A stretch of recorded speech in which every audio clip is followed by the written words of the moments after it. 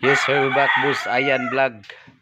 So ang vlog natin ngayon ay ipapakita ko po sa inyo ang ating na-harvest na alagbati ngayon. No? So kahit konti lang to, at least magpasalamat pa rin tayo sa Panginoon na may blessings tayo kahit konti, no?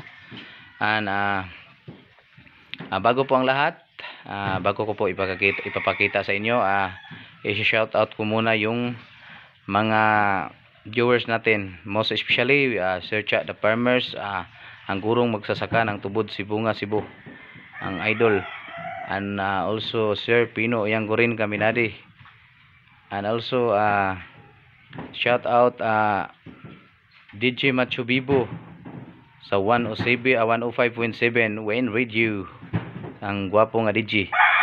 And also shout out ni Russell Ko, and also shout out sa paring Edmond Discarten, and Buddy Edmond, Buddy Jimboy Taghoy sa Maribago, Lapu-Lapu. And also shout out Sir Boss Junjun and Ate Chucky, and shout out ni Boss Allen sa Inaywan, and also Ate Remy and Almuchi, shout out. Og sa shout out ni Jimmer Putistas Milihor aka Thunder Ori Agaw, idol. And also shout out ni sa mga relatives ko dyan sa Ronda, most especially Evelyn Intervention, sa kapatid ko dyan si Marlene Amatong Intervention, shout out. And shout out ni sa mga co-drivers ko, Boss John Paul and Boss George, shout out. So yan, ipapakita ko na sa inyo ang na-harvest ko na alagbati. So let's go.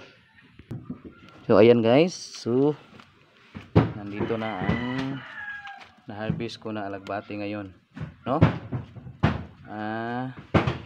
Fresh na fresh to guys.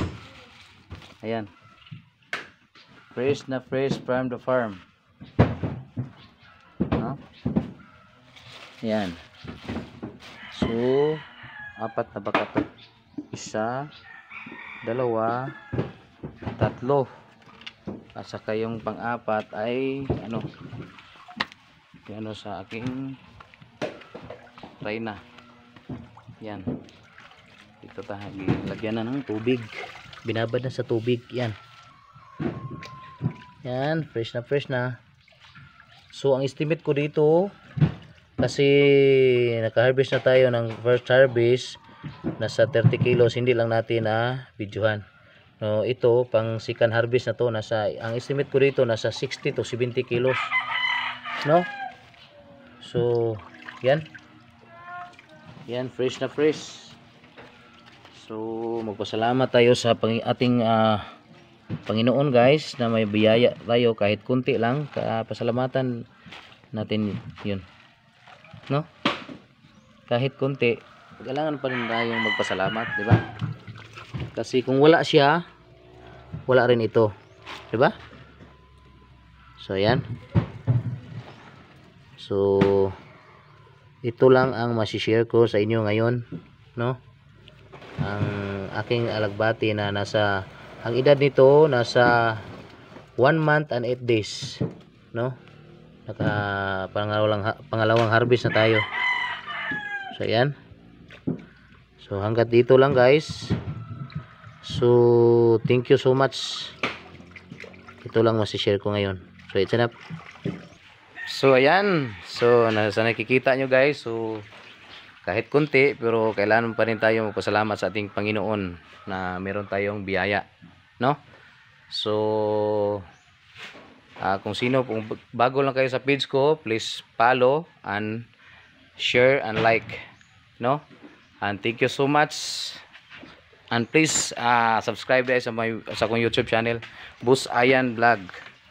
So thank you so much guys. God bless and bye bye.